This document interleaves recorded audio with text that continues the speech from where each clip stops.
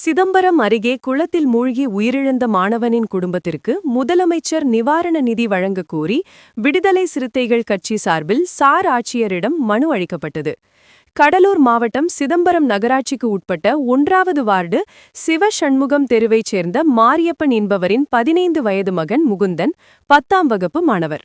கடந்த 27/2/2026 அன்று மாலை பழைய புவனகிரி சாலையிலுள்ள சலவை தொழிலாளர்கள் பயன்படுத்தும் குளத்தில் நண்பர்களுடன் குளிக்கச் சென்றபோது சேற்றில் சிக்கி நிலை தடுமாறி மூழ்கி பரிதாபமாக உயிரிழந்தார்.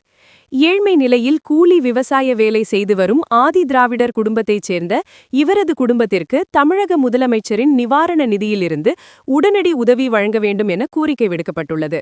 சிதம்பரம் சட்டமன்ற தொகுதி மாவட்ட செயலாளர் இரா தமிழ்வளவன் தலைமையில் மனு அளிக்கப்பட்டது.